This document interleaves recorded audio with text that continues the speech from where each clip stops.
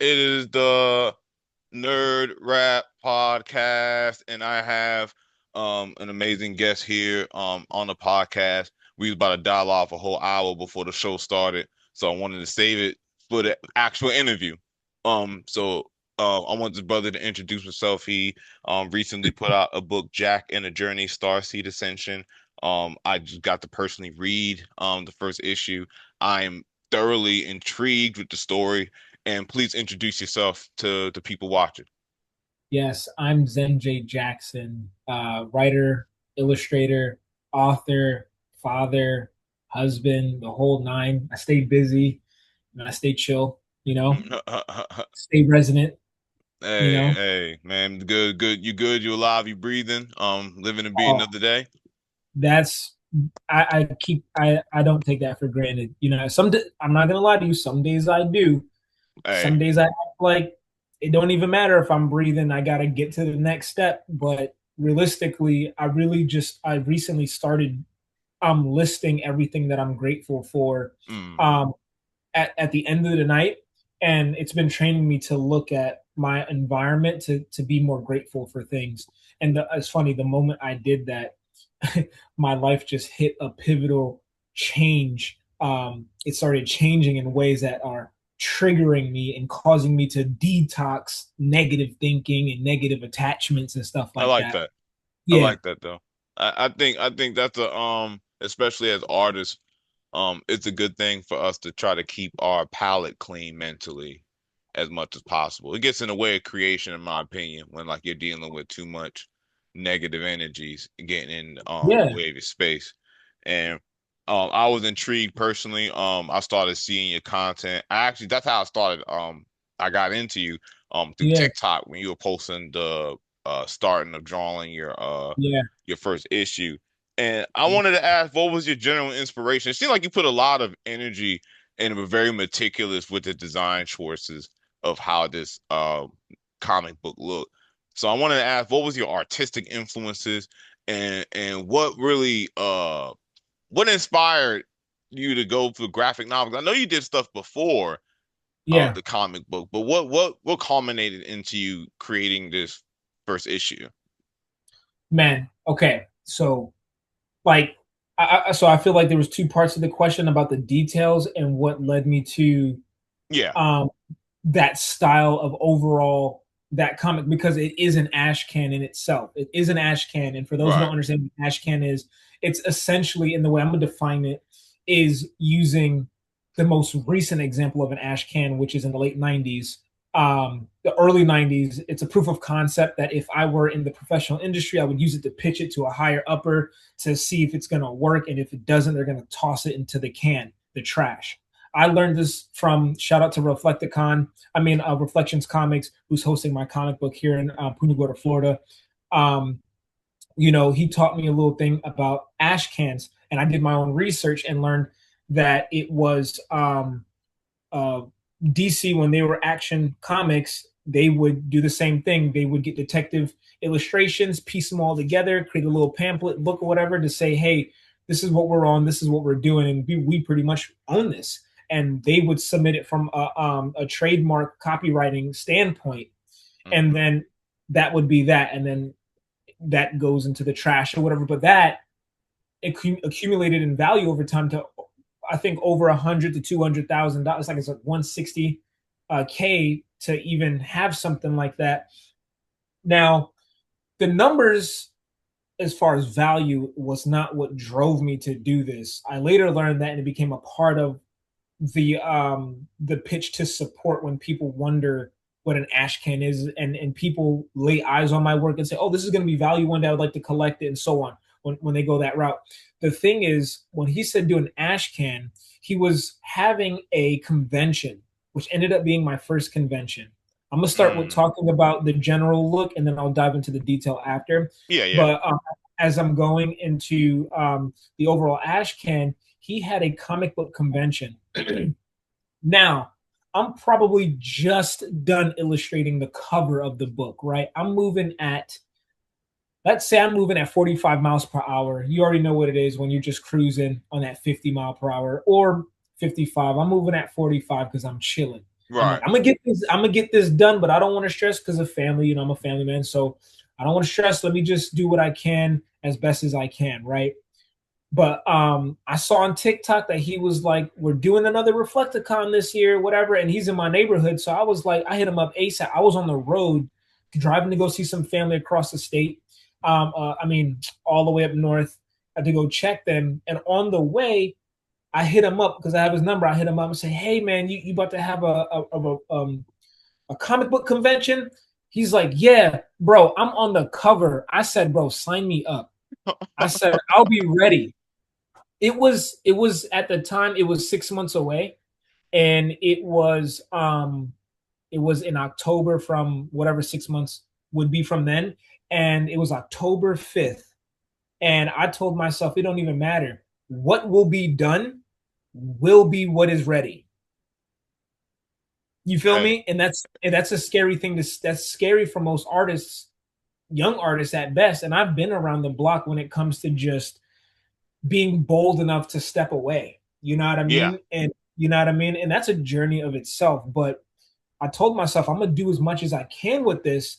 And don't get me so when I'm doing it, bro, when you start the thing about taking action, you step into a portal of more dimensions of opportunities. And then you get all googly eyed because now that you've taken action, you could do another 1,000 different things from that space. Yeah. You decide upon another one and you enter another dimension where you could do another different routes of things.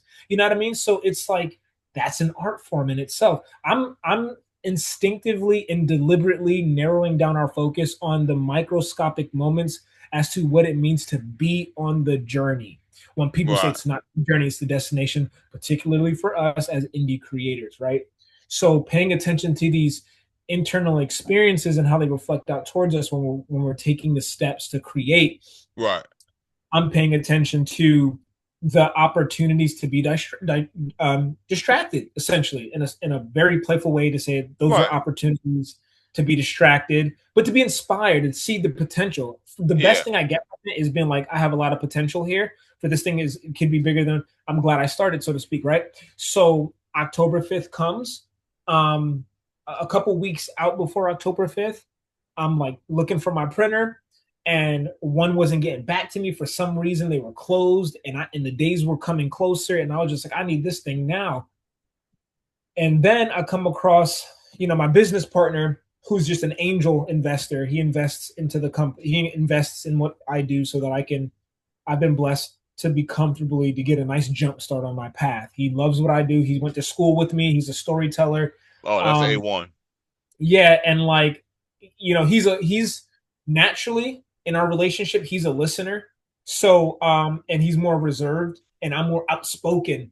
And I love him to death because he knows he's like sometimes I'll go to him like, bro, sometimes I'm trying to like connect with people online and stuff like that. And I go into these live environments and I just like sometimes the insecurity creeps up of me feeling like I'm a little bit too much because all I talk about is self-awareness. Like what you're Yeah. getting now is me on a daily basis, bro. Right. There's not Right. one Right. conversation you'll not have about me with me reflecting on my inner journey and my growth. And it's like it doesn't really shut off. So that I tell him, I'm like, bro, sometimes I feel like I'm a little too much because half the time I feel like people like it's not that deep, bro. And then like he was just like, yo, they're just gonna have to deal with it, bro, because that's just who you are. And like, I bigged him up because he has learned to really give me the space as when he speaks, bro, he says profound things and it's very few in between. Like he Right. speaks very every now and again. He don't But waste his words. he don't waste his words and but like he loves when he loves when I speak and I listen when he speaks. You get me? Yeah. So I shout out to him, um, Kenny, Kenny the best. And he helped me get things going. So he was just like, bro, in his like with his one hitter quitters, he's just like, why don't you just look if there's something local? And I'm like, you're right. And then I look and I find something local. I spit to this dude my passion and my deadline, and he's like, bro, say less. I got you. I'll have it done in the next day. I'll bump it up and let it be first and all that. And then he did it. And beautifully enough, we picked it up. And then I didn't get to go because I had to go work with some clients and stuff. But my family, my wife and my kids went to go to the comic book store to go pick it up. Boom, I'm on track. I'm at the convention, and like I said, we'll get into the details. Um, Right. on my first convention, bro, I laid out like 10 to 15 books. I think the third guy came and bought everything off the table. Mm. He cleaned my table, cleaned it, bro. He cleaned it. He said, I want like half the stack, and whoever is like struggling to buy the rest, whoever's coming to your table and second guessing because they don't have enough money, just give what I bought to them. You know what I Oh mean? wow. And he was dropping gems. He was like, "Bro, use a beginner," because I was pulling out my card reader on my phone so he can scan it. He was like, "Yo, just be careful," because he was an accountant. He is an accountant. He was like, "Just be careful when you sign up to these external services to process payments, because I know you out here as an independent artist, you need to consider the percentage that this vendor thing that you this these people are excuse me these people that are taking, because you Yeah. got that fee, then you got, you know what I mean." So it was real game, and it was something I didn't think about. I was just like, oh, I need this payment process so I could whatever. So that was very helpful. But yeah, so now to the detail, bro. The detail of the story. Please share with me so that I have reference. What are you referring to specifically when you talk about the detail? Because I have inspiration as to why I wrote the story, and I can get into that. But that's a chapter in of itself. Right. But what are the details are you specifically referring to that even allowed you to ask that question? Right. When I say the details specifically, I noticed for me, I was like I'm a '90s guy, right? So like the Likewise, art, the 91. okay, well, but all right, bet, same era. Yeah. All right, so Yeah. the art style always reminded me of kids who grew up on Disney movies and played like Jack and Daxter and Ratchet and Clank as kids. Bro. So like I noticed that a lot of the time because I noticed that for like a lot of kids in our era when we make stories, we incorporate that wonder from those old Disney era movies, even if we add like an adult tinge to it. And I noticed the art styles that are super expressive. Like I noticed the kind of virtuosos of like this Yeah. indie space when they have super expressive art styles. It always Yeah. reminded me of those 90s era Disney Renaissance movies because I Yeah. always felt like if you made a serious like more anime-ish type of film with that same production and art quality, you would have some of the greatest animated movies ever. It'd be Studio Ghibli in America. Are you You know? referring to? I don't want to. I don't want to get big headed off of this. Are you referring to what I'm doing, or is this a Uh, something that you're being? no, I'm specifically looking at the art style and what it Okay. reminds me of. I didn't And want to like own what I didn't want to be like. Yeah, I know, no, right? I saw it. it is a compliment. Like you're good. It's a Yeah. compliment. You know what I mean? Yeah. But so that was the inspiration for the question and the detail because like I noticed a Okay. lot of these inspirations Yes. in it as well, and I didn't want to Okay. assume nothing, so I figured, Let's do it. yeah. So Let's do it. Okay. So first of all, you hit everything on the head, bro. Jack and Daxter took care of me in the loneliest stages in a transitioning point in my life, bro, on that PS2, bro. I just remember the man, PS2 collecting hella lint and me just getting to work on some Jack and Dexter 1 and Jack and Dexter 2, bro. And of course some Need for Speed on the GameCube. And man, you know, and my name is Jaquan Jackson. Zen is my pen name. Jaquan Jackson. It's Jak. My last name is Jackson, Jack. There was a small 1% group of people that called me Jack Jack. I never thought at that time when I had 100 different nicknames from family members that I would be considered a Jack at any point in time. So right, I named a character who roamed from realm to realm in the same stylized artwork. Um, hold on, real quick. Let me show you a quick reference. Hold on, real quick. oh, you good?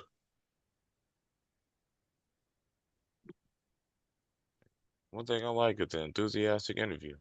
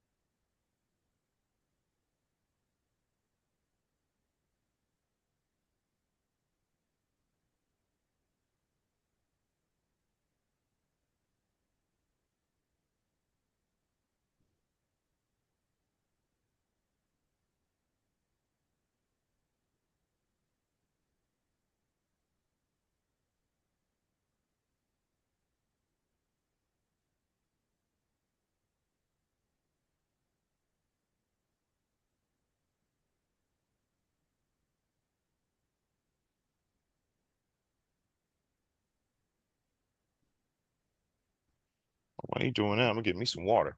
Ah. We'll be back.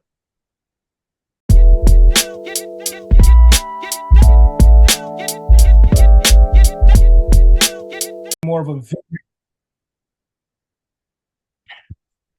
All right, back. I wanted you of all people to take in some of the references that I don't share because now I'm, communicating my art style more sequentially. Whereas I used to just draw one pieces like so. This was initially my art, and this is all black light, so this all glows. Oh, okay. Very abstract. Yeah, this is how I drew all the time. Okay. And then when I would do black and white, it would look like this. It definitely changes the tone of it. So Black I and was, white, the color. yeah, and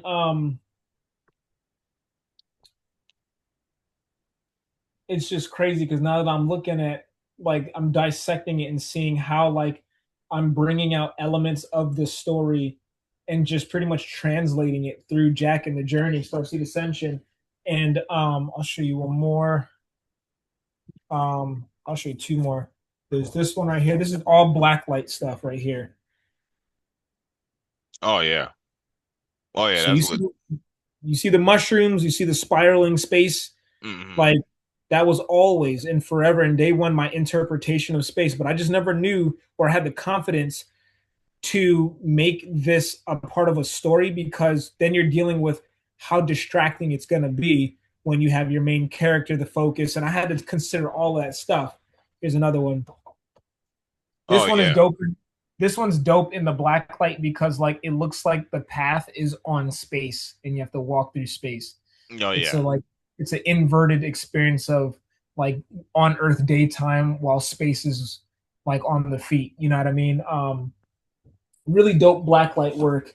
But that spiraling sky, man, was just an experience that I put onto my. It was a task that I gave myself for me to fidget. It was my own neurological way of fidgeting and just doing something that put me into a trance. Right. And while it took work to just color in lines after lines after lines like that, the accumulation standing back, it was all worth it for me. It's like, you know what I mean? Because I work with children who have autism, so I pay attention to their behaviors as far as them bouncing a ball or wiggling something and then just like really enjoying the sensory experience of it. That's what it did for me. It created a sensory experience. Right. So you've hit it on the nail on the head, bro.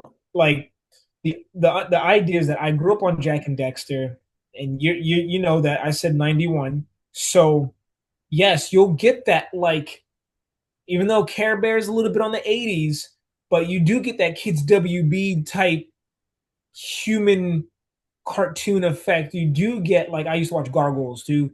Oh Um, man. you feel me? So you do get an ecosystem that breeds that type of oxygen.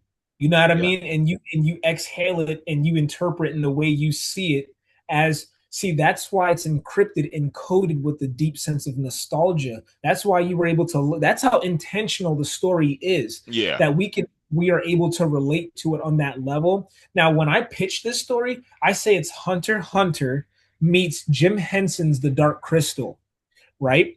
And when I tell it to the youth, like the kids at the mall and stuff, I say Hunter x Hunter meets Avatar The Last Airbender because it takes on um, the magic systems spiritually and metaphysically in the same way on some level.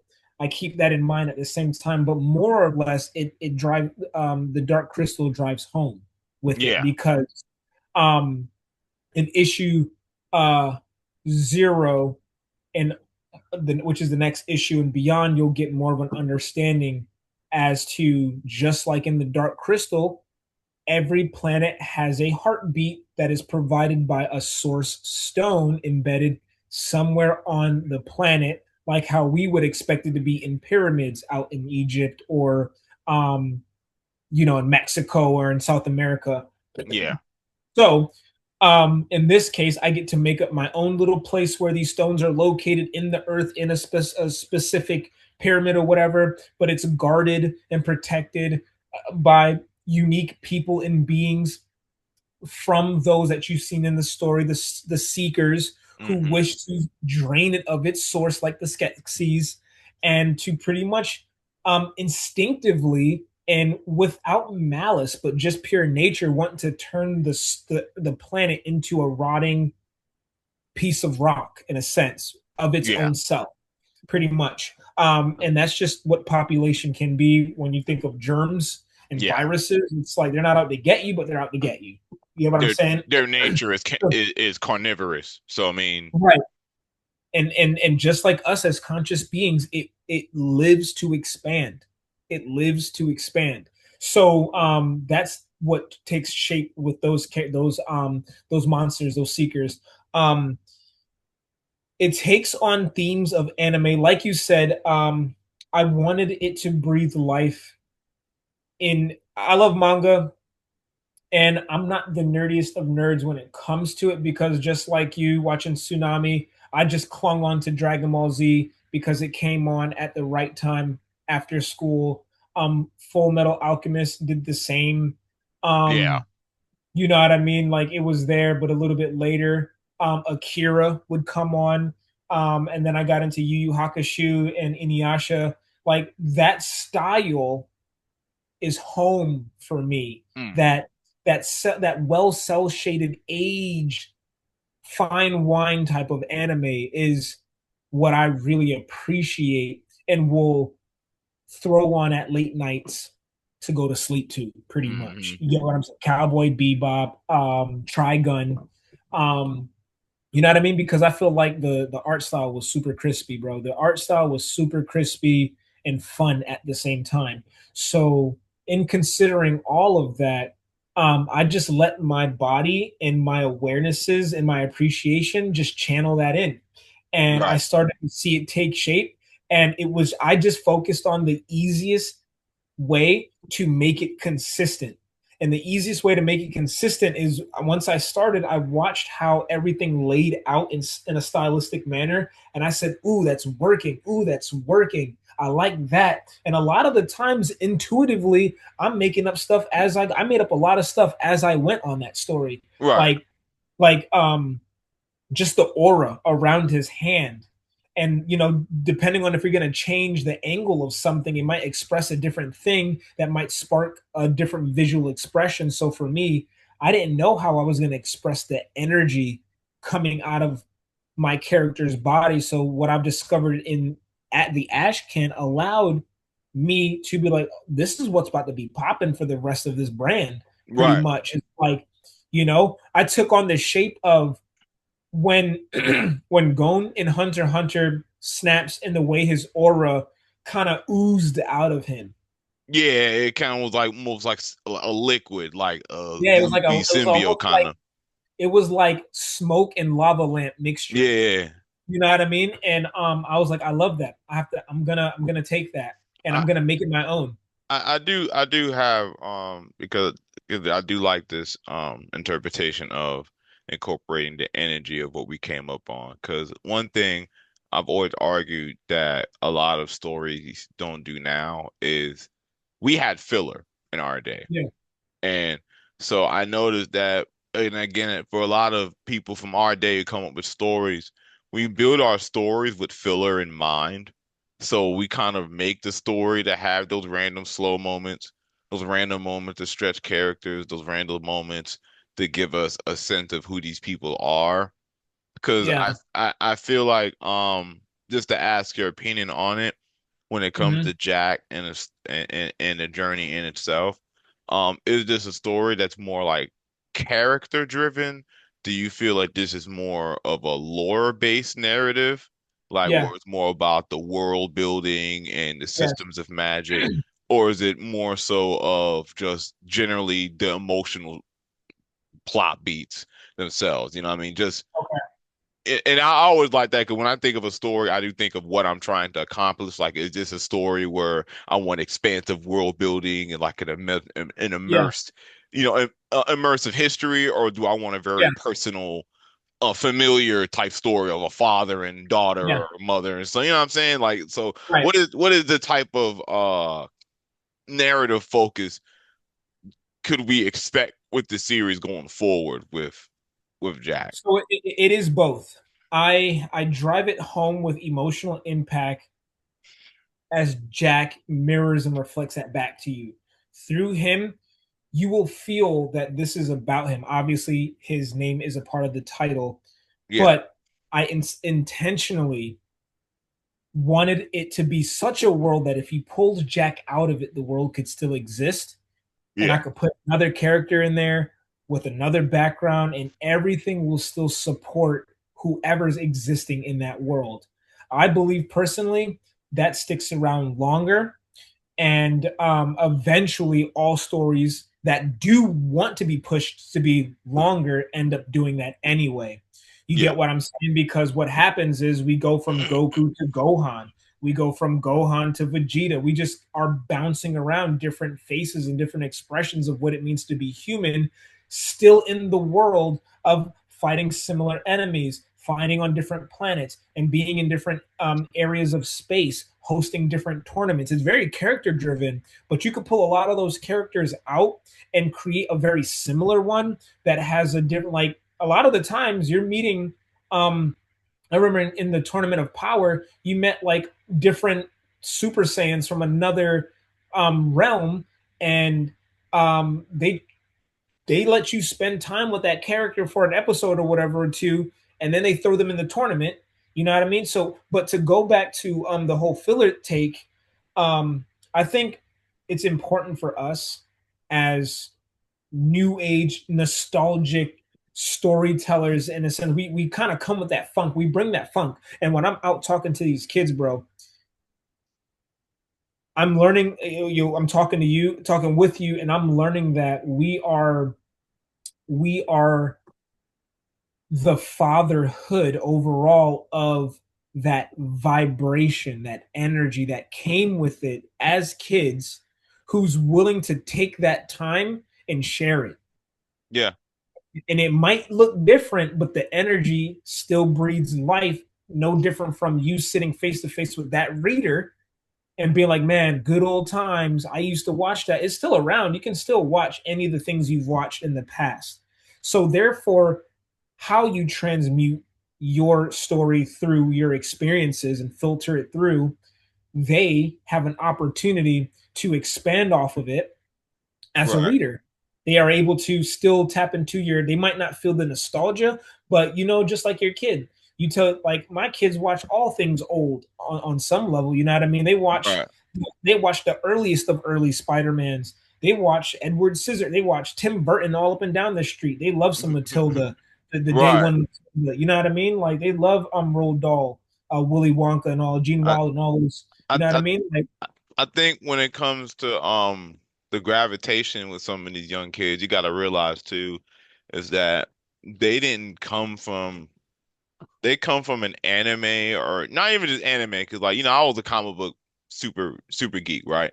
I think okay, a lot of these young kids don't come from an era where there wasn't a set format. You know what I mm, mean? Like, we yeah, came from an era where, the long form anime wasn't that much of a thing. yeah, So, like, you had D Gray Man, you had Fairy Tale, you had Full Metal Alchemist, was considered long, and it's only like 50 something yeah, episodes. One Piece is a right, thousand episodes. Bleach, yeah, like, Naruto, Bleach, and One Piece were like outliers.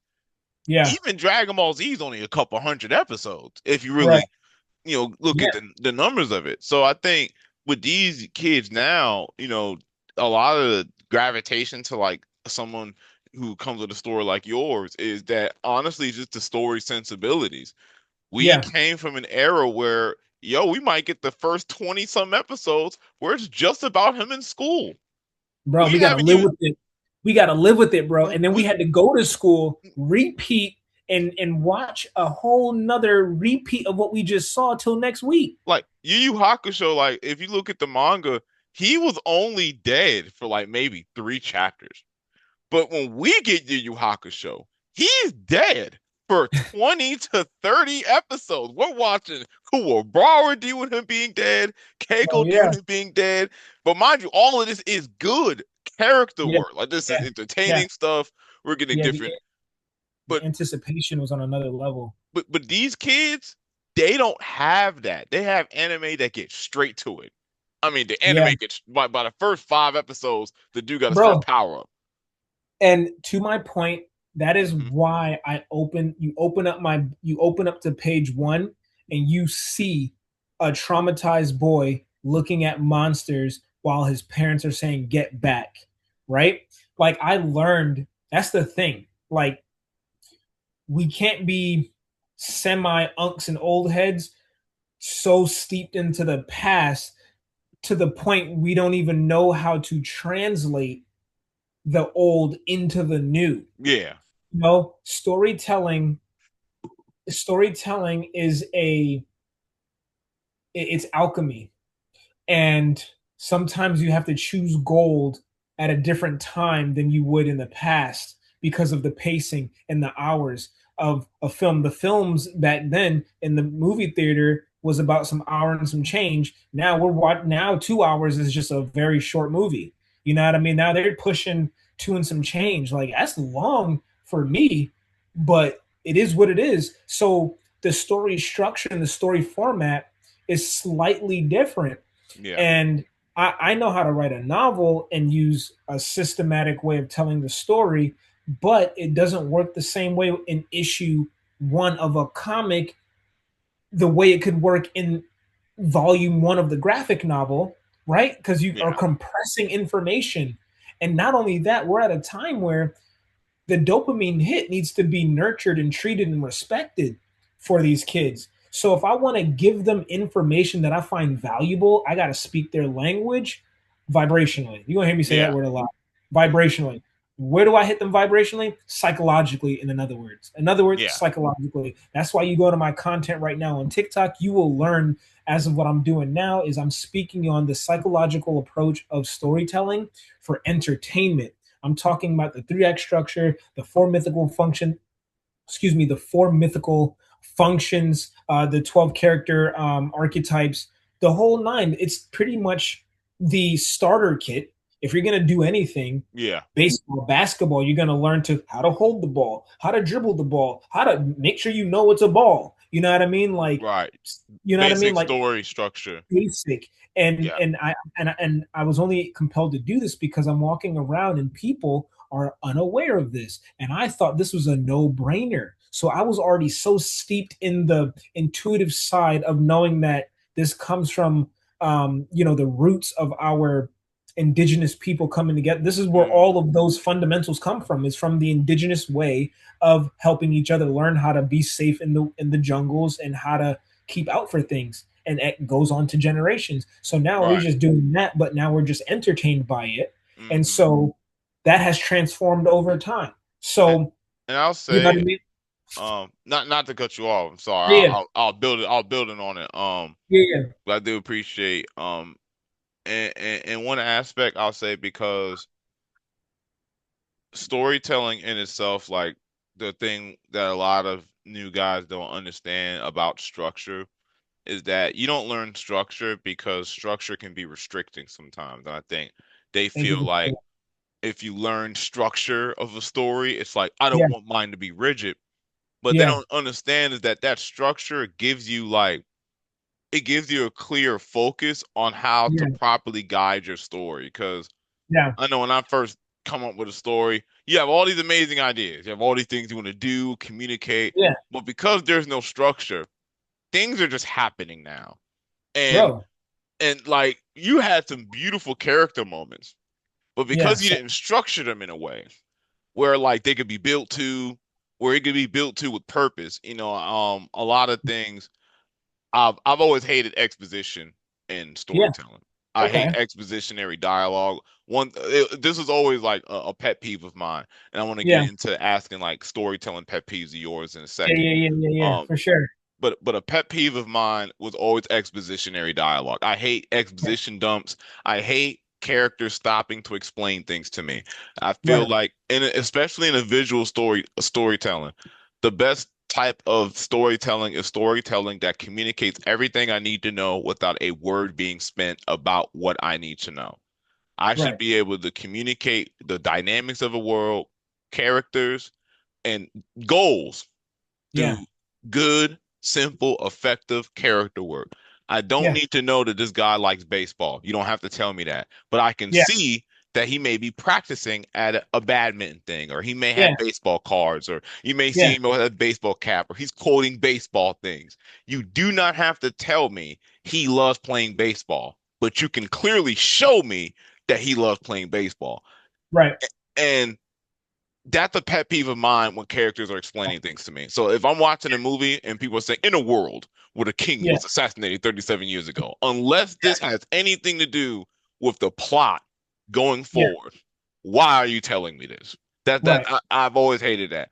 And I Yeah. wanted to ask, your pet peeves in storytelling and how did you adapt your style as not necessarily if it was a critique to like things you personally don't like in the stories you grew up in, but do Yeah. you feel that the way that you crafted your story was a response to things you weren't seeing, or was it a love letter to things that you liked about the stories you saw, minus things that you didn't like?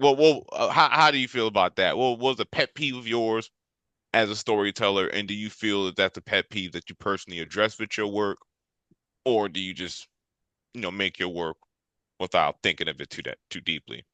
Hopefully, my So question wasn't too no, no, crazy. no, I got you. Let's roll with it. The Okay. thing is, it's like one thing about me, I'm always thinking about things deeply. I love knowing the depths of my intention because when you say I like your story, or when people go and like, I love hearing the feedback, obviously, because I like to learn of the interactions from that they're getting from the gift that I'm giving to share a vulnerable piece of me. Right. So when that experience happens, a lot of the times I'm aware of the things that they're responding on because I did it on purpose.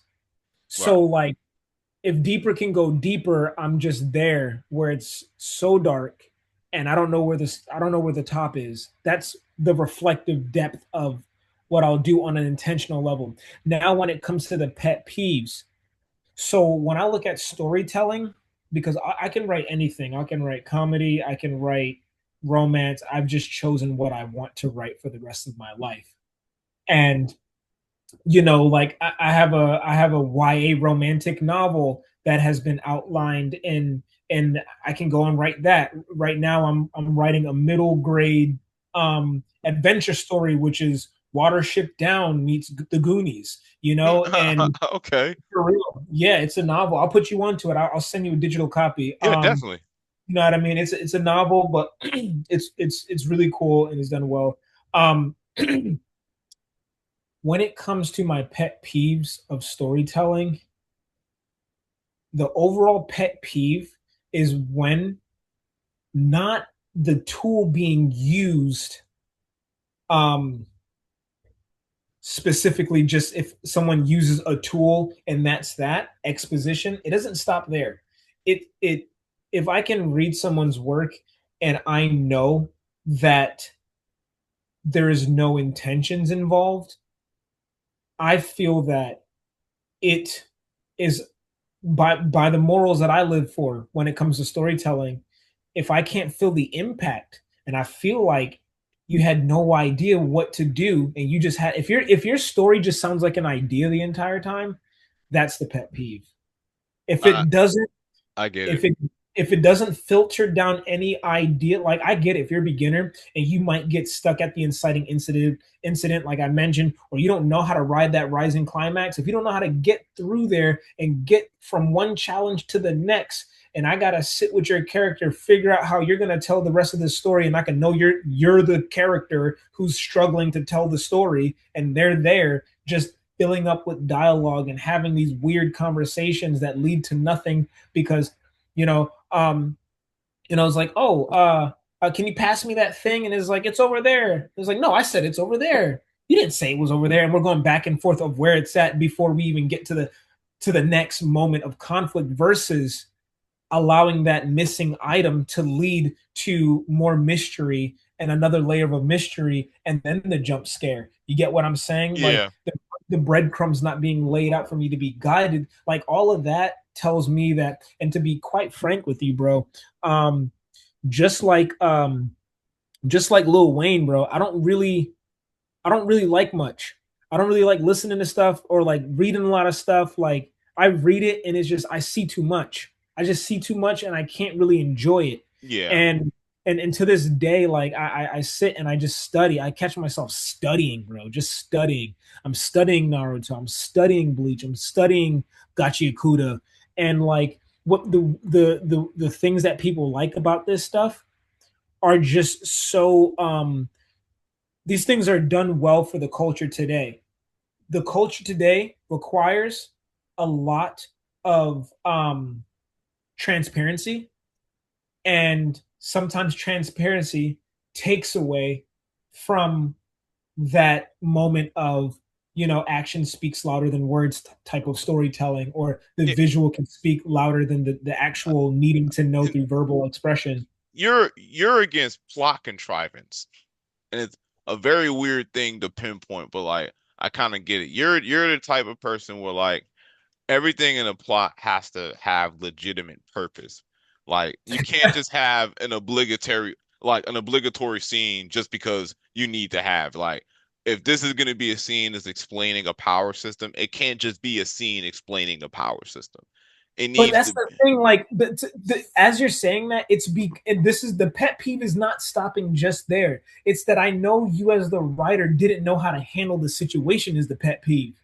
like there wasn't a creative way that was done, so you did it in the most bare bones way possible versus like and again I feel you, right? Like I've always felt like I'll be badgering my wife all the time with story ideas, but anytime like I'm doing a story and I want to communicate something to the audience, that is the number one thing I think of is how can I make this fun? Like if I want Yeah, to explain a power system, what fun way can I use to explain a power system? All right, like with this example, when I use Grimbone, a lot of the fun is the fact that they're parents with their kids. So when the kids have questions about how their powers work, it's kind of like how your kids come to ask you about your homework. yeah, So I try to find the most goofiest scenarios where a kid would be asking their parent for assistance in a yeah. way that it makes sense. So you may not be, in a It's more relatable. dojo. Yeah. It's more relatable, eh, and like it's not relatable because like I live in such a magical world that no one's gonna break down. Like I don't like, for example, this is how I would tell this. This is how I would tell us. This is how you're going to experience my story, Right. right? It's going to take on anime. Anime has led me to the water, and I get to do all the work, right? So what I mean by that is like the anime people might not vibe with me on this, but like anime has a tendency to over explain things. It's bigger over in the east to overly explain what's going on and to quote unquote say this kid, he's special. I know exactly what they're doing. They're drilling it down deeper into your subconscious that you are 100% committed to this character, and you better not forget that he's special. Obviously, so they double layer it. That's like adding brown sugar on top of honey, on top of sweetener, and then being like, this is very sweet. Okay. And it's like, you're going to taste it. My point here is that I've learned to take what I don't like and not just not like it, but to understand the problem that it doesn't solve.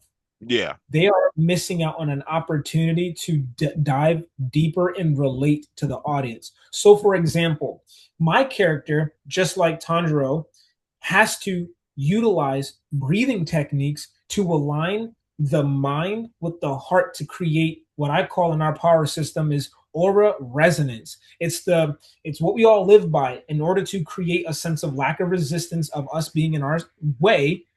Breathing can create a harmony between the two to create, let's say, a portal for us to easily walk through and live out the reality that we prefer.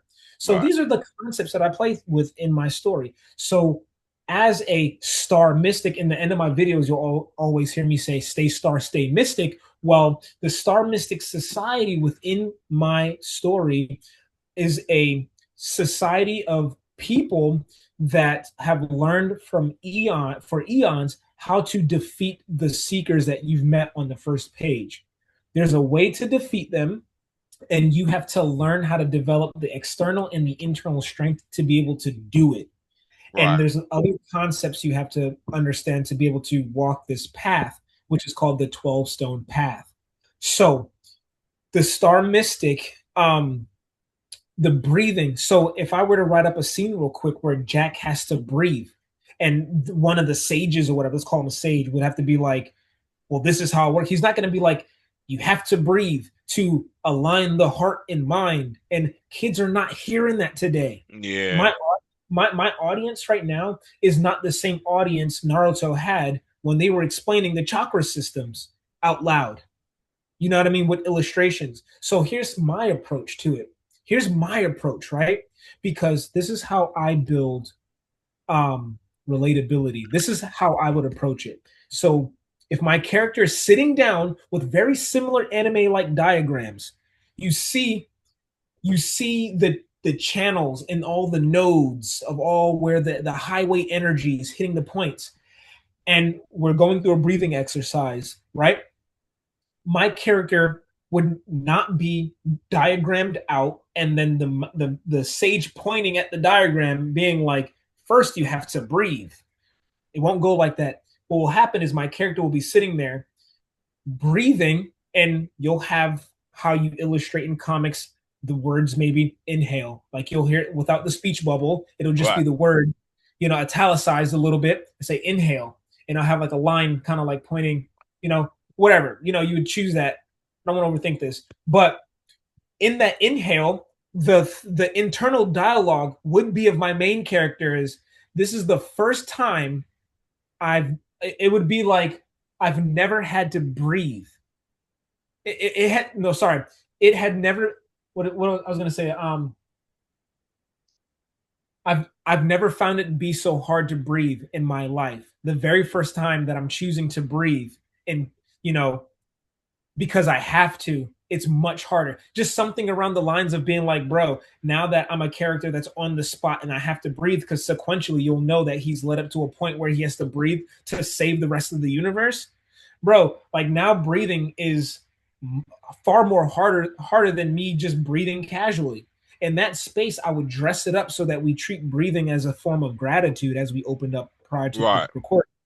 These are the notes that I would play with. Of course, I would refine it down. Like I wouldn't have a bunch of words. Like how I tell story, I try to keep my words minimal. So every word, like a few, like at some point in time, I used to write a bunch of 50-word short stories. Like that was my morning practice. My daily practice was writing 50-word short stories. My short stories had to be 50 words. Why that? So it trained me to make every word have great impact. Right. Everything I said needed to have purpose. And when you refine your wording down to that, you become an assassin. You Yeah. don't miss. You get what I'm saying? So like I gave you a little bit more words to express what my intention was to share with you, that my internal dialogue with my character would reflect the struggle that he's having with breathing for the first time and doing it intentional without me saying that he's Right. doing it intentional and it's struggling. You get what I'm saying? No, I like So that.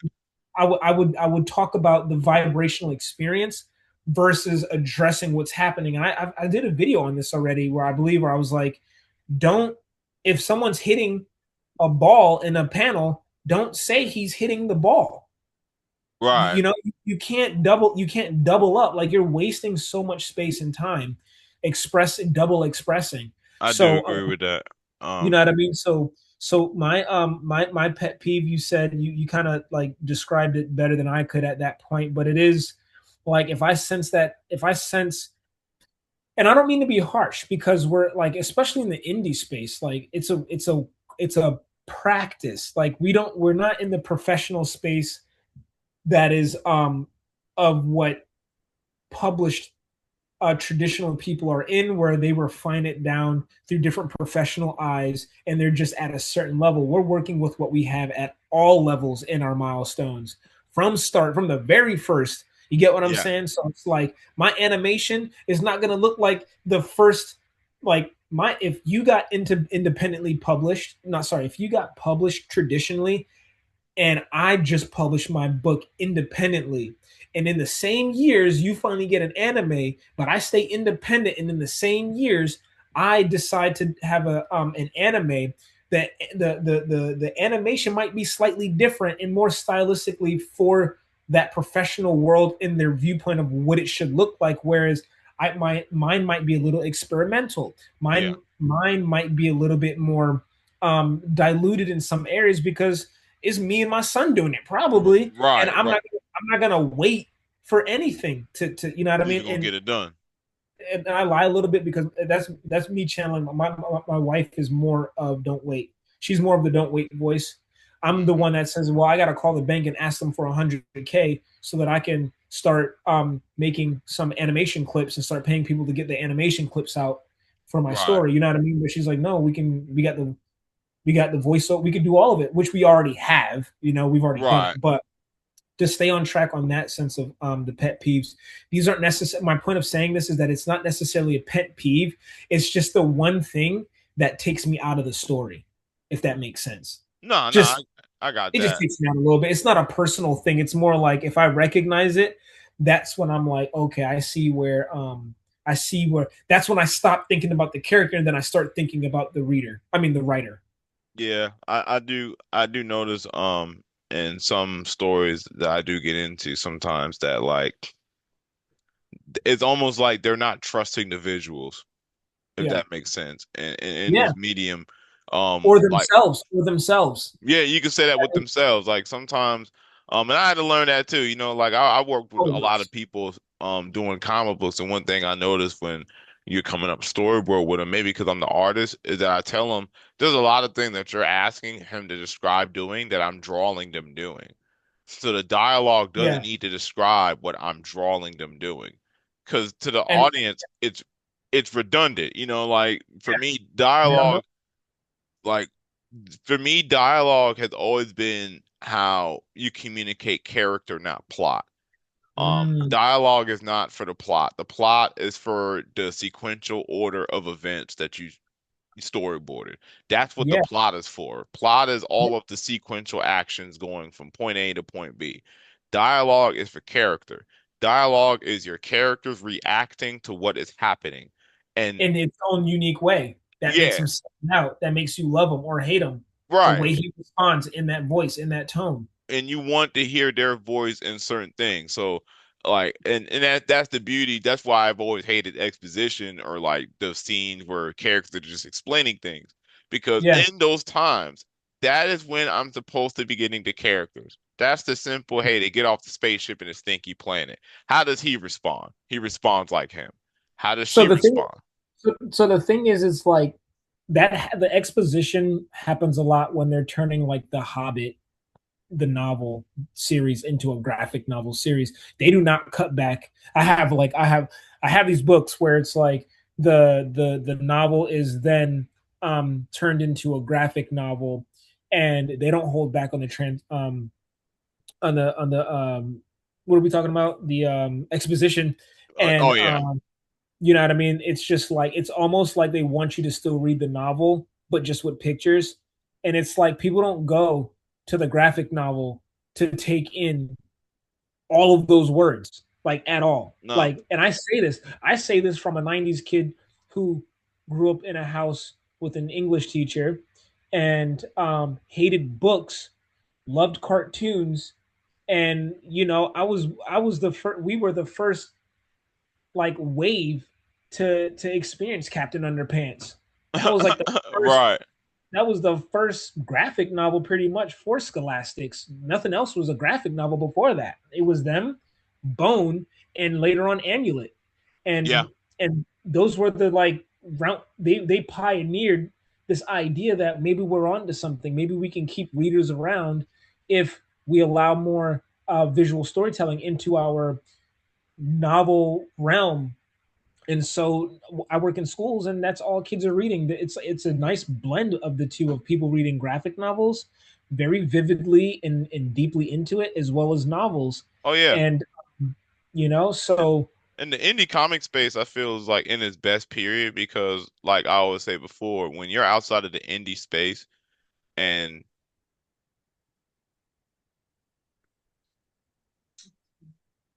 okay, my wife is pregnant. She wants to go to bed, so I'm gonna relocate into the living room of that school.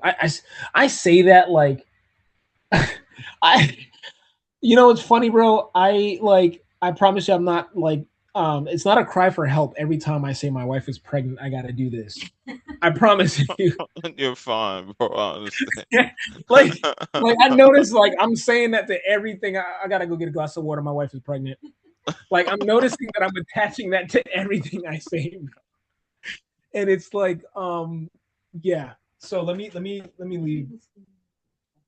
I think that I'm like talking myself into being humble and, like you said, giving myself the opportunity to be respectful and make it that much more easy to snap out of what I'm doing Right. and be yes, yes, yes, no problem, no problem. Listen, I understand it. Sometimes you gotta put wifey in front of it so you move with urgency. That was well said, bro. That's a bar and a half, bro. That's a bar and a half, bro. Hey, I'm getting some It's water, so if you relocate, you can relocate. I'm about to get some water real quick. likewise. Okay. Get this. Hold on, let me pause this. Shazam. All right. All right. Just want to get to some of these questions. Have some intriguing questions. Okay, we got some story questions, some storytelling Yes. questions. Or we like to Yeah. get that from our creators. Yeah. Um, and I did want to also see, um, what are the general plans did you have for the series, right? I know for some people, they plan for like super expansive space operas or is Yeah. this more of like I know you said the influences of Hunter x Hunter, Avatar: The Last Airbender, and you did give me some things The with the dark star. crystal. Yeah, yeah, Dark Crystal, right? And just Yeah. general influences. So, what is the overall um what is do you have a clear plot structure beginning, middle, and end? Is it more like um something you plan to go on in perpetuity? Like, what's the general plan for the series as a whole? So like are you asking like as far as like the storytelling structure of it or just overall the vastness of it? Yeah, the vastness of it. Like, what's the general Yeah. like? Okay, so initially so we haven't even broken in obviously it's the Ashcan, so we're getting a moment in time. Excuse me one sec. Hey Mhm. Jacoby, I'm over here now, okay? And I'm speaking, okay? So just be mindful. Um,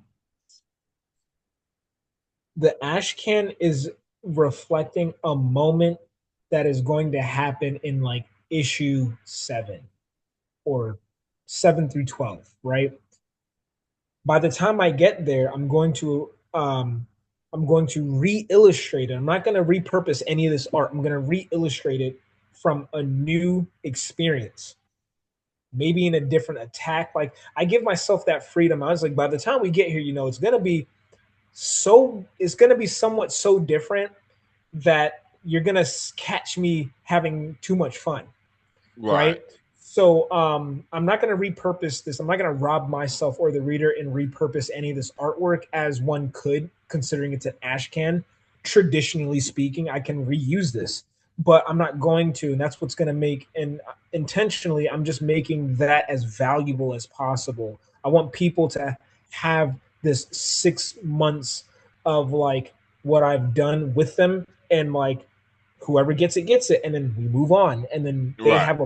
they have a piece of time, they can dock that. So moving forward, initially, so issue 0 is going to come out and we still are not going to be breaking into setting like it's going to be set in motion, but it's so like it's as if you were telling the spirit, you were telling a story of how creation started for you as a human being, and Right.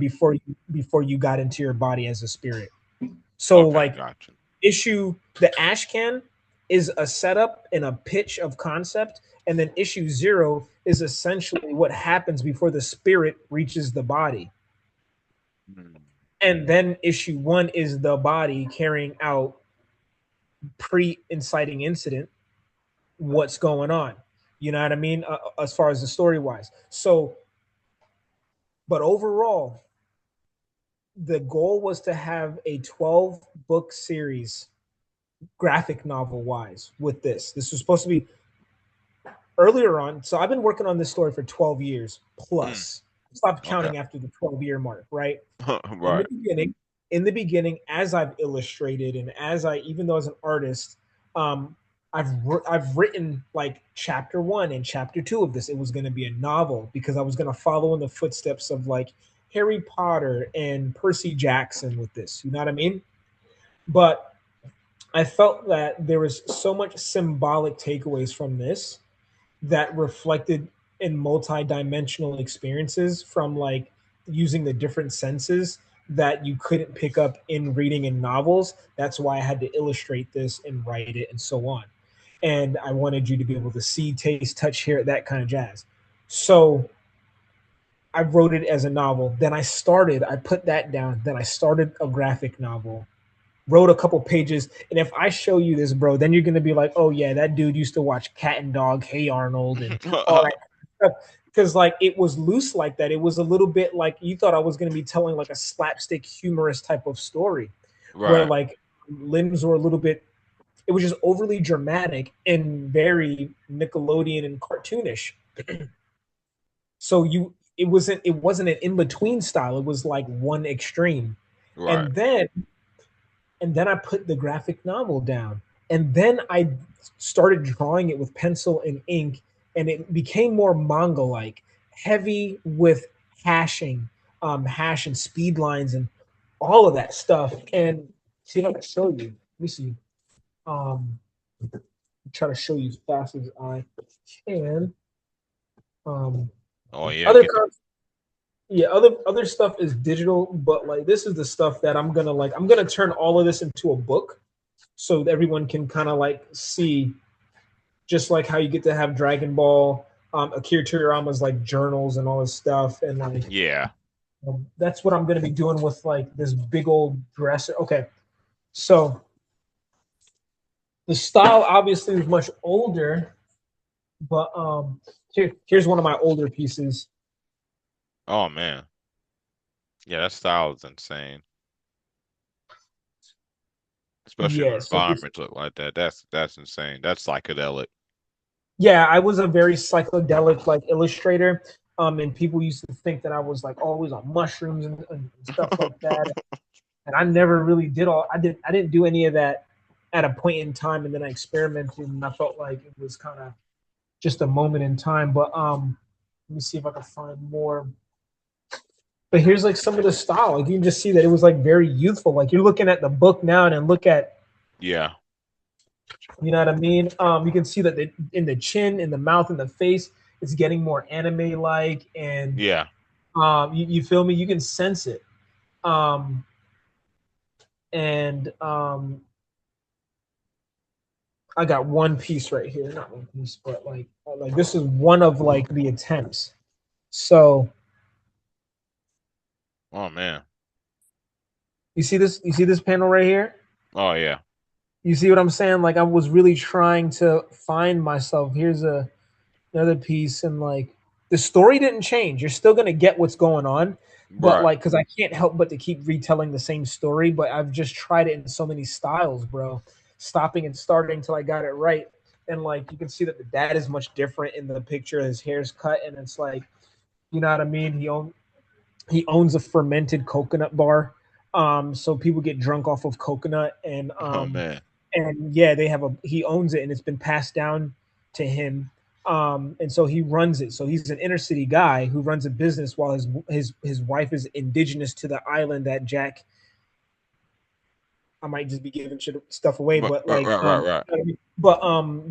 But to get back on track to your question, um, I wanted to personally like, you know, I went back and forth obviously with the styles and stuff like that. But this story, Jack's story ends when he has to, in issue 0, you will learn that there are 12 crystal ova that sit in a circular formation deep in the cosmos where they are grounding the harmony within all of existence.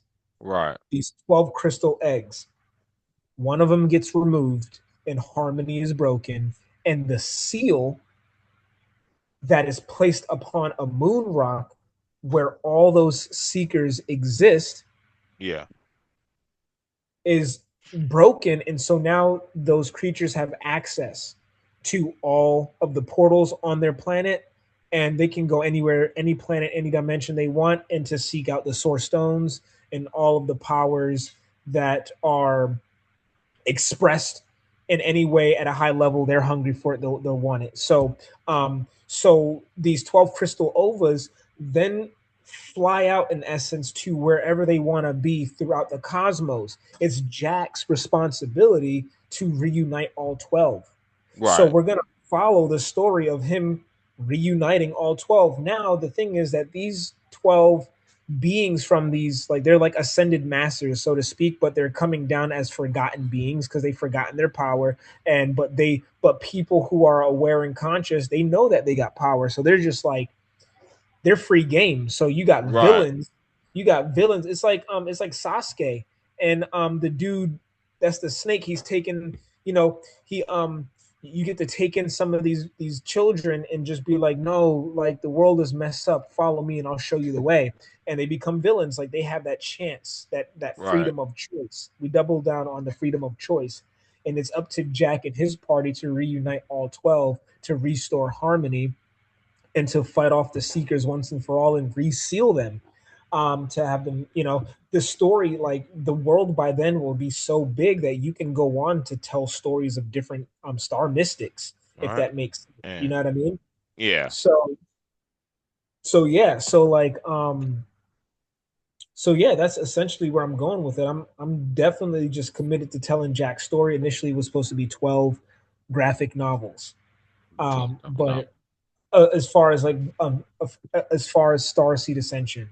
You get what right, I'm saying? So it's Jack in a Journey, and the subtitle is Starseed Ascension. Starseed Ascension is the ascension of all 12 Crystal Ova, and that story, the story of them, of the story of them being reunited, and you get a whole lot. It's just pretty much that long.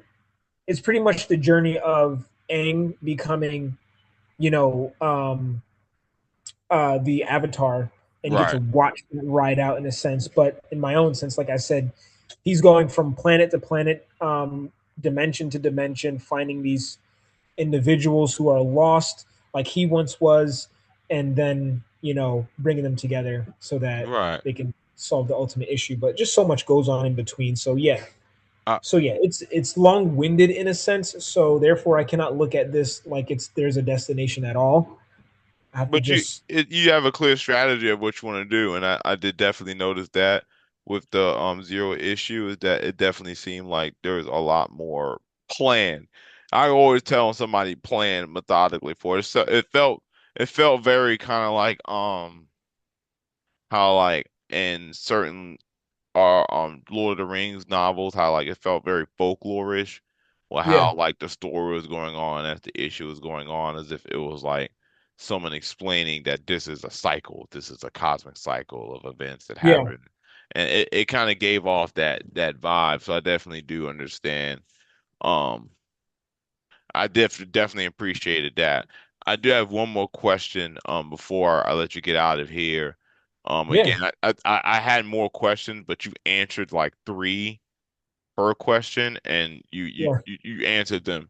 You answered them like I appreciate your answers too. They covered a lot of ground. Um, and I want to say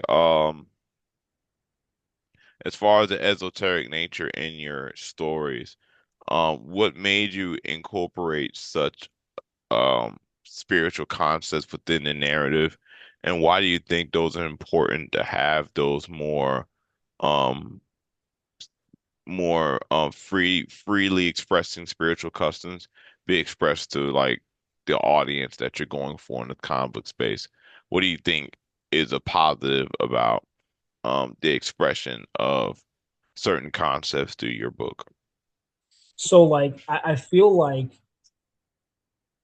in the comic book space, there's less limitations on there's less restriction on the voice versus like Harry Potter getting a lot of backlash for being about Wicca and wizardry when they released.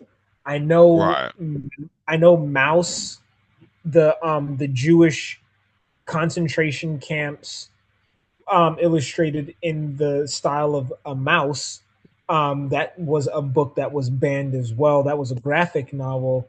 But when it comes to comic book issues, I still feel that there's an underground appreciation to it, no matter how commercialized Marvel, no matter how big the success of the Giants have gotten in that space, there's still a deep connection to readers when it comes like independent uh, comic book artists are so well supported on a high level in comparison to, I feel, all the other mediums. I feel like you get mad support being an indie comic book artist more than any other um, medium. And I think it has a lot to do with the readers and what they appreciate, if that makes sense. So when understanding that, like, the the esoteric nature of my stuff, I've already went into comic books that were talking about things that people I know would be scared to like read, and like I just loved that freedom was there. right, So I like I said, if you like, I collect tarot cards. I'm all about it. I got crystals, and they don't give me any more. They don't give me more meaning than the meaning that I give to it. So I know the power is all within me, and I just like in storytelling, I treat every page like a tarot card. You know what I mean? right, Like going back to the intention of everything being symbolic, you won't miss anything. And the reason why I do that is because I want, when you're 50 years old, to look back and see it in a new way and still feel, make sure it's refreshing. You know what I right, mean? That's why I do it so intentionally, and enjoy taking my time as best as I can. But the esoteric nature was a huge part of my upbringing. Now, here's the thing: my uncle who passed in a coma, my um, condolences. straight up, and he was a huge part of this, like getting this ash can done. And on the bottom corner of the comic book, it says Metal Monkey Comics. His Chinese zodiac and elements is Metal Monkey, and it stayed true to him because he was a goofball who stood on business about being a goofball, but he was very deep in the esoteric world. You know, he was just he knew how to interpret the Bible on a level that made me feel like it was more than just a Bible, and and that there was more beyond that. So he would interdimensionally travel with me. Like we would travel the space of imagination together, Right. and he was a huge impact on when it comes to cartoons, comics. Like he's the one that brought that into my life. So um, the esoteric nature comes from a lot of the conversations we used to have till 5, 6 in the morning, starting at like when I got out of work at like 10 o'clock. I'd go over to his house to escape my world, of which I felt probably being a kid, feeling not appreciated, understood, disconnected, whatever the case may be as a kid, as they go through, Right. going to his house. Is that Cowboy Bebop on your shirt? Oh yeah.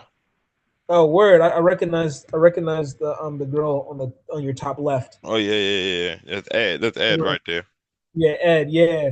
So I said girl, my bad. He always gave me that feminine vibe, honestly. It was just the way the innocence was like Right. portrayed, in that sense. And I think that was a stylistic choice in of itself. But my point is that the esoteric nature of the story, um, which is so funny that you've taken so much. You've taken so much just from reading the Ashcan, bro. And a lot of what you've spoken on is not really verbally in there. You Right, you know what I mean? So you've picked up on a lot of its energetic purpose that then it's then it's like visual and verbiage. Well, the verbiage is there in a sense, but like eventually you'll meet his guardian angel who decided to stop being an angel and decided instead to be a witch.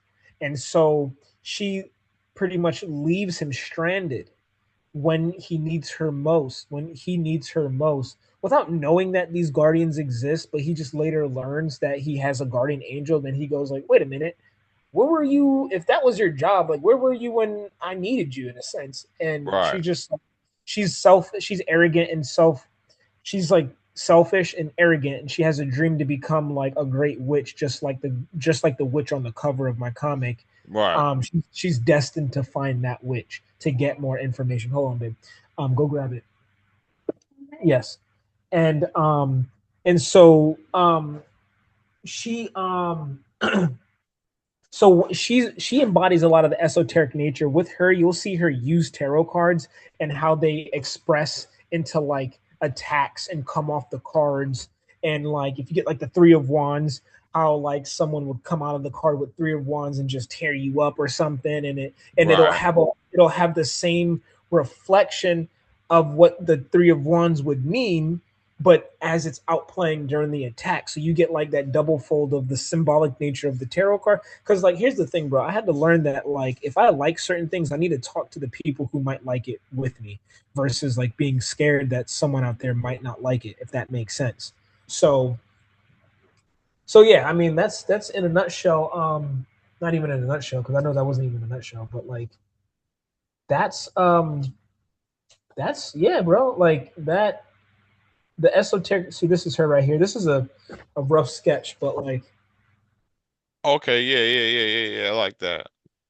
yeah, she's gonna be like that's a very like soft look of what she's not gonna look like, but she's gonna be dope looking, and she's gonna look fire, bro. And she's gonna be sick. She's legit. You know, her wings are Yeah. by her ears, and she's like she comes from a realm of angelhood where they just really want her to be an angel, and she's being hunted down by her sister, who's another angel. They're trying to bring her back to heaven so that she can fulfill her duties.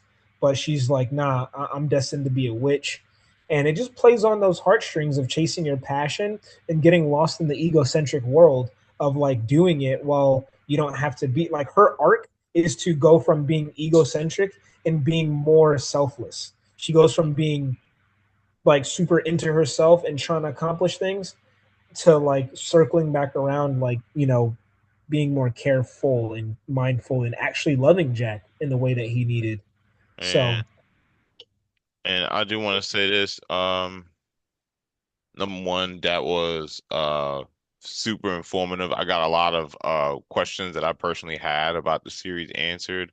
The influences, the spiritual aspect of how you incorporated into it. I loved how it does seem like this explored a lot without saying much. It explored a lot that clearly this is someone who was in hiding from these creatures.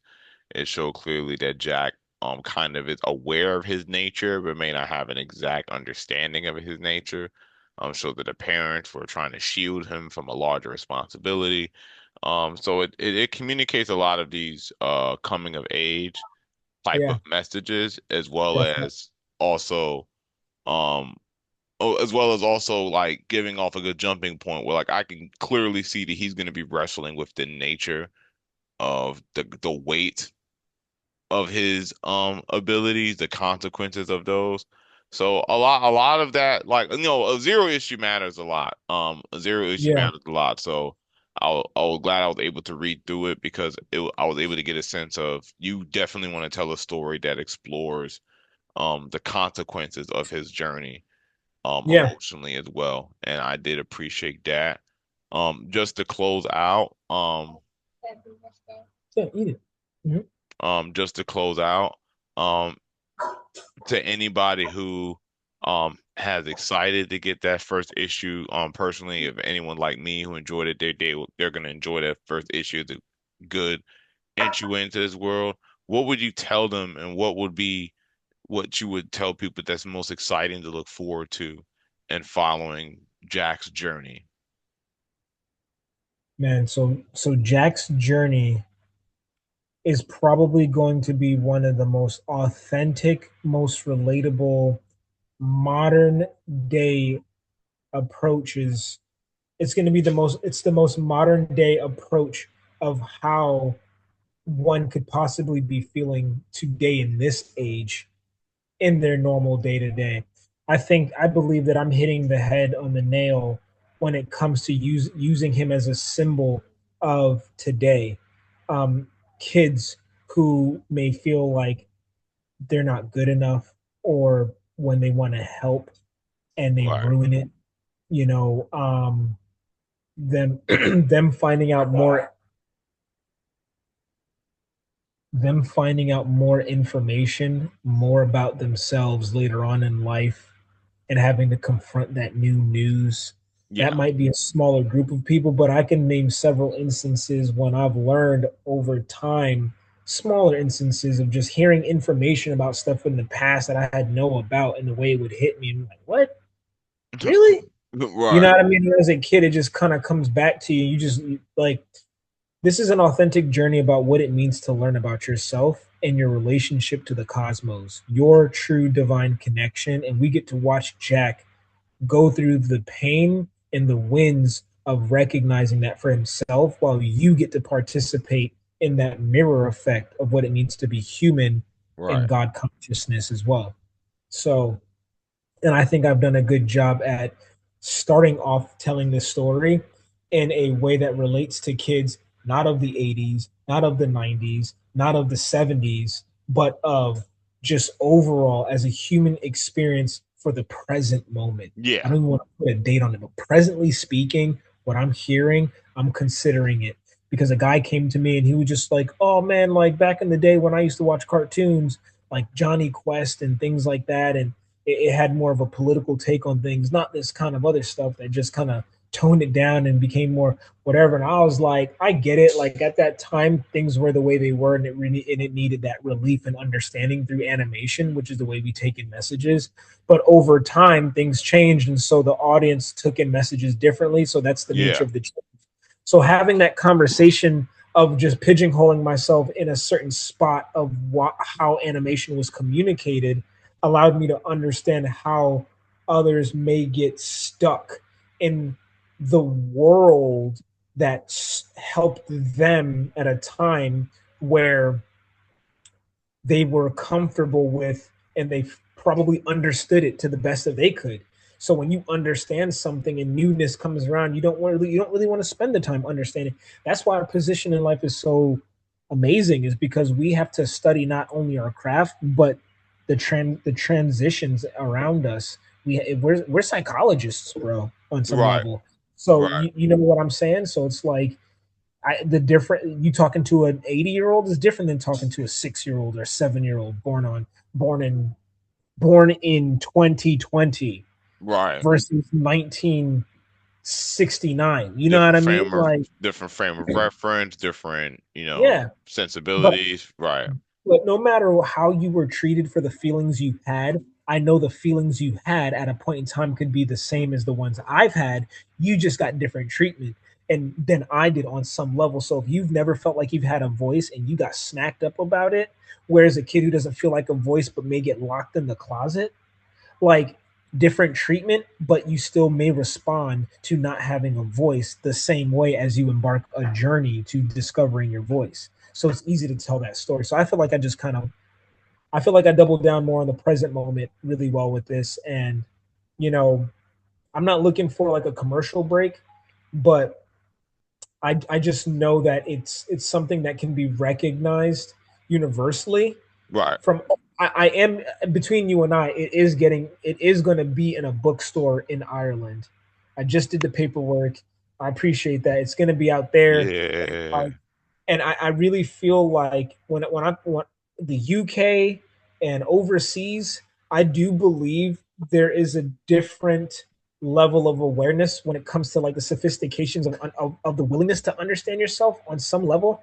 So like I do see my work doing really well outside of the US as much as it may in the US. I do see people taking on the esoteric world very well. You know what I mean? Yeah. Out in England, out in Ireland, where I believe Ireland is like the hub of folklore. So it's like, those you know those what I mean? markets those markets are probably better for you anyway. For a graphic novel, I think for a lot of guys in the United States is to go to different markets just because that if you're coming out of the United States, we're a very oversaturated market, even in the indie space. It's a million and one Literally. of us. So not to Yeah, saying that they don't have them in other places, because Brazil and Ireland, yeah, other places have their own artists, but it does help us in a sense of trying to yeah, break into a market that's not as dense yeah. as an But American artist because it no, helped you're build you an audience yourself. exactly. So to add to that, she literally reached out to me and said, "Hey, people are coming in asking for comics, and I don't have any. And so, can you, be the first to bring some over?" And I was like, I cried. I cried that day because like it somehow reconnected me back to the feelings that I had. I felt like my uncle was in the room celebrating with me because that's something that I don't know what it is about Ireland. I think it's because him and I both believe in dragons and unicorns and stuff like that. So and just like the mythical lore behind it, like we're like into it. So I just felt like he was in the room high fiving me energetically about that experience. Right, So like yeah, you're right. Like there is little of it for some reason based off of what I've just experienced. And like I'm glad to kind of like have the chance to open up that channel for us as independent artists to like to see what I can do. And then like I said, I will always regurgitate what I've learned right. back to the community once I've made sure that like I've actually met like I'm in the process. So I just want to hit that milestone and just like get it in there and then maybe have her do a video of her stocking it up and then Yeah, just kind of be like, guys, we did it. You know what I mean? Um, that is a yeah, milestone, and yeah. I want to congratulate you for that as well. Thank you, bro. Um, Appreciate it. um, I do want to end this on one final note Yeah, in regards to that. Again, I do appreciate your time as well as the answers you gave me, super informative. And I'm a big person. I like people just to get it off their chest. So I do yeah, like I've never want to try to cut off during an interview. yeah. On that final note, is there anything that you want to give the people that are following the journey that appreciate your transparency, and just your artistic development as well as with the ideas you have? I know you don't want to spoil the story either, so I do Yeah. appreciate you going into your personal journey and dropping tidbits of that. Um, is there anything else that you have coming up for people to want to know? Where can they go to support the series now? And any closing statements you want to make before we wrap this thing up? So when it comes to telling the story, I'm really big into transmedia. Like I'm doubling down on side quests, collecting cards, and pretty much building a secret website, a dimension, a portal, if you will, on my website for those who buy the ash can will have like VIP access onto a website that contains um animation, soundtrack music, character bios, things that are more intimately refined presently with the story and like giving you a little bit more of what's to come so that you could be the first to kind of breathe into the next step of where we're going. It's not a spoil, but it's just more information that invites you deeper into the story to get you excited about like let's say a character design that I've done and for you to get a deeper understanding brand wise how I'm taking this stylistically. You know what I mean?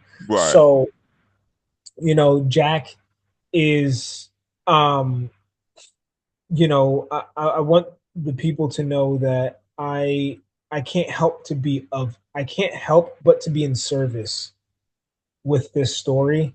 And from time to time, I might lose myself because I'm human and I want to like overdo things, and I might like be a little bit too much at times for wanting to get it out and stuff like that. But I'm learning to navigate this space and to be balanced with how I share the story. And at the end of the day, I am doing it simply for that one person who just who needs it, who has no Yeah. idea where to start with just being human and empowered. And it's like, instead of like listening to a channeler or going to a woman to read your tarot cards or whatever the case may be, this is a story for you who just wants to sit back and be entertained and to let this seep into your subconscious without you having to do the heavy work of like decoding. You know what I Those mean? Like, those subtle cues to yeah, esoteric energy still there. So right. I do like that it's more so of like y'all you guys don't have to listen to the hour-long session of describing it to you. I'm just gonna take the bits Yeah. and pieces Kind that of self. apply and you put it Yeah. you weave it into the framework of your story. So Yeah.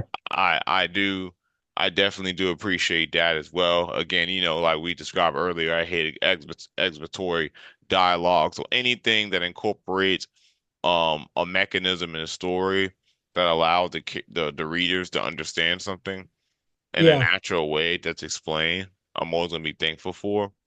And I'm just gonna be thankful in general for the interview in general. I will say I do appreciate the level of passion you have for the things you're creating in general, for the novel, the children's stories you work on as well. Yeah. Um and I Go just want ahead. Go ahead. I wanted to share, like, the very first book that I published was like an adult version of Jack on this now. This is a picture book. This is called All the Missing Socks Misplaced, and it right. was like an adult version of Jack. He was going to be like a narrative, like children's book kind of thing, and so it's called All the Missing Socks Misplaced, Oh and man.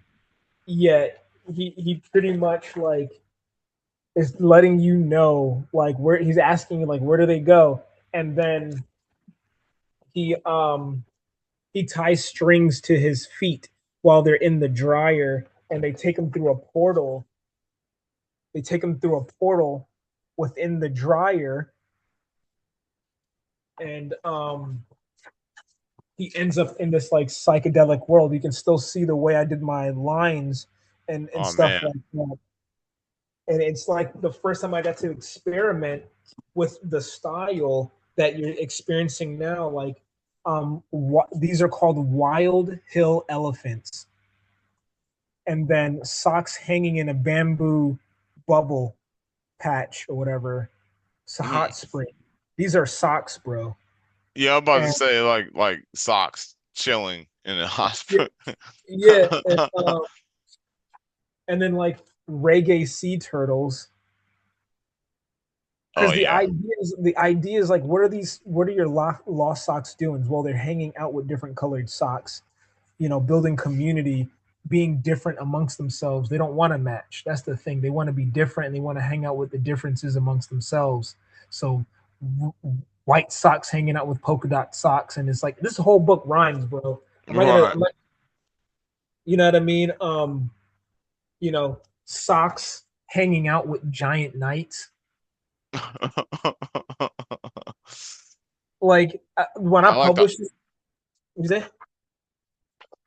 I was just saying that like when I first published this book, I'll never forget. Someone said he was like, "Bro, this this this book is like way too much for kids. It's like it's just too much."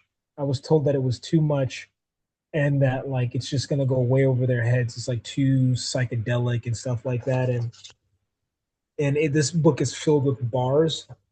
and like it just it was my first it was my first real Jack project before Jack was Jack today. So I'm Right. letting you in on what he was. This is like some OG, like to me in my world, I've already won.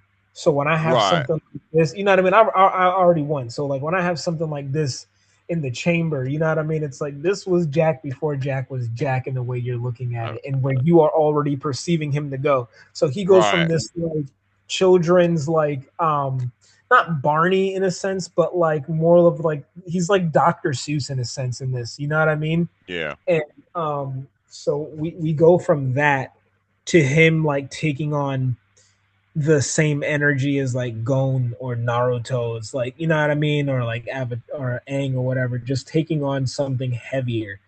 So I just wanted to give you that little gem there. That's personal to me in a sense Oh where yeah.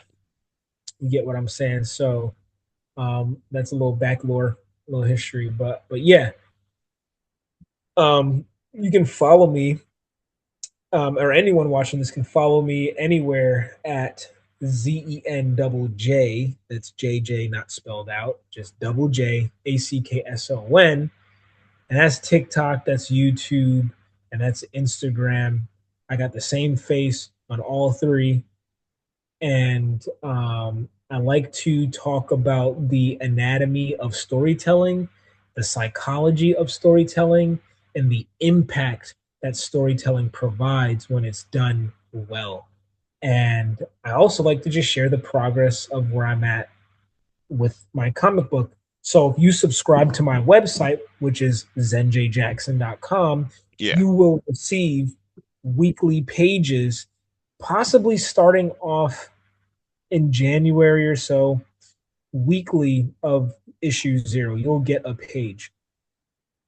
If Okay. you if you collect the ash can, you will get some. I will if you collect the ash can, and then you subscribe to my email list, you'll then receive a passcode to this secret website that I have that allows you to dive deeper into the world of the Star Mystic Society, learn a little bit about the magic system and things of that nature to see what's expected. So yeah, like I'm gonna always try to keep it fun. If I'm not gonna Right. give you, my goal is to, if you don't have the story, I want you to have the world.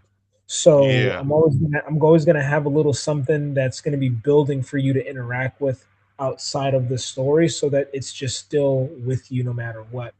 And I'm not. I catch myself racing sometimes with pressuring myself because I feel like as a family man, like you only get so much time, but like Right.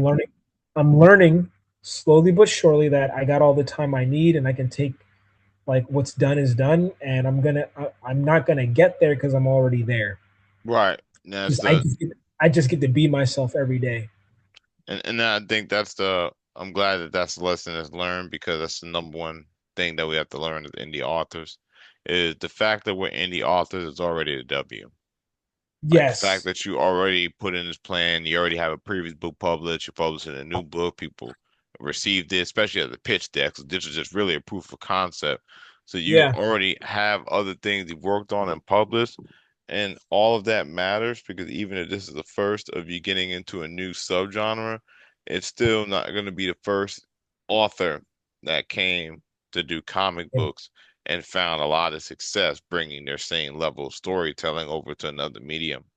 Yeah. Um, That and was a big that was a big part of me feeling like I was self-imposing, not feeling like I could fit in because of that, if that makes sense. no, And I for some definitely get reason, it. you know what I mean? Like I write books, and then when I would go to the comic book shop and be like, "Hey guys, I'm working on a comic book," and like I would get the respect as a storyteller, but I don't feel like I would get the respect or the expect. Like when I would pull up my drawings, I could see the look in the eyes of like, "How the fuck are you drawing? But you write book like it don't click." Like you Yeah, know what I mean? So it's like, but it's like, yo, I've been drawing way longer than I've been writing. I'm just a storyteller now. I'm doing the two at the same time, and so like you know, writing books did make me. I didn't feel like I could fit in the culture of writing books. I didn't feel like I was fitting in the independent book space as much as I didn't feel like I fit in anywhere, bro. I didn't feel like would fit in with comics. and I didn't feel like I would fit in with the novels. I didn't read a lot. I felt Right. like I needed to read. I recently accepted the fact that I don't. I like I'll read what I want to read, and because I study these things, like they sit longer with me, and it's just like I don't have an appetite for books to inhale them. You know, Right. I'm reading Monster the comics, but like same thing. I just have to have a required. My wife and I like Monster because every panel is hand painted. It's fine art. You get what I'm saying? So it's Yeah. like the coloring, the lighting, it's mesmerizing. It's like because of the art you want to read the story, and because of the story you want to look at the art. That's not really today. That's not really the case right now. Like, Yeah. you know what I mean? So just learning how to blend the two. You know, when I went to that mall and those kids really enjoyed my work, they saw something in the work that gave me the green light that what I'm doing is working. You know what I mean? It's not so Yeah. nostalgic that it can't be seen, and it's not so new that it can't be respected. You know what I mean? It's like I want people to see how much I can do as an author, the same way we got to see the creator of JoJo Bizarre's Adventure develop with his first story all the way up to where he's at, because he was not a good artist entirely in the beginning. Like he understood how to draw, but you could see him get better Yeah. through You his saw journey. its evolution throughout the years. Exactly. Yeah. I wanted to give people that genuine, not fake, like I'm good 100% from start to finish. I wanted it to be real. You know what I mean? I want them to say, "Man, do you have all of his issues? Because when you look in issue 1, you can see he was at this skill set and this is where he's at right now." Like, you know what I mean? It's a proof of like just commitment and such, you know? So, yeah. I don't want to like I don't want to take you any more away from your rest, but that's just I think that's like, you know what I mean? Um, I will be doing I will be upgrading my boxing experiences. I'm still developing like posters. Issue 0 will like be the poster that I'm going to be working on is going to be the cover of issue 0, and that's what I'm going to Okay. roll out. I just got in touch with a 3D printer. So I got full access through a 3D printer. So I got to get some stuff made to get some. I just got to figure out what I'm gonna do now that I have full access. You trying to get some So figures made, huh? I think some figures. I'm thinking. You know what I mean? Wait, that's a I got good stage. You're in a good yeah. stage right now. That's the Thinking, you know what I mean? I know like because in the story, the Star Mystics teach people and different planets to burn sun sage to prevent the seekers from coming by. It's like a limited way of like saging the area, but it's called sun sage, is made from light and flower and like the plant. So I will be customizing incense and titling them as sun sage so that you can burn a customized scent while reading the comic and further immerse yourself in the story.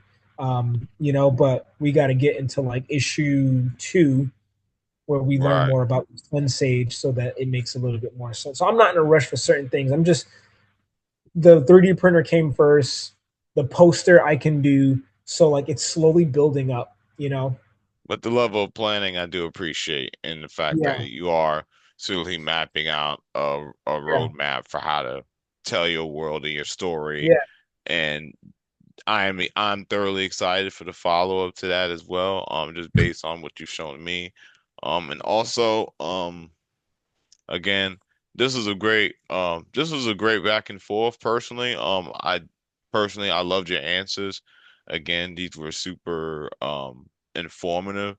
And getting your vibe, I really just kind of wanted to let you build, man, because you like I'd ask like I had questions prepared, and like really.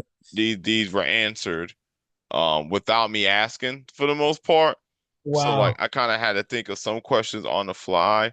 Yeah, Um but I do want to say, just to close this out, um, it was a pleasure to speak with you. I'm super excited. I'm definitely gonna check the website out.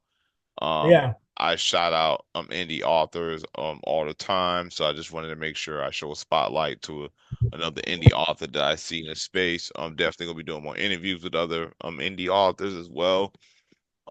And please, everyone, check out Zen J Jackson, correct? That's right. All right. And you Yeah, check you him got out. me right. You Okay, good. all right. And check No, him out trust me, on the I get because it could be a little, it could get messed up. It happens all the time. right. And just make sure you guys go check out his website to keep up with the series, a place to order directly to the creator. That always helps them out on any other official venue or vendor that he uses himself. And make sure to check out his TikTok profile as well, where he posts the updates of the series and gives tips and tricks on storytelling. It was a pleasure to have you on here. Um, I knew this was supposed to be an hour, but luckily I was able to chop this up so we got a bit more footage to play with. Yeah. But it is the Nerdrap Podcast. We're gonna close out here and we out.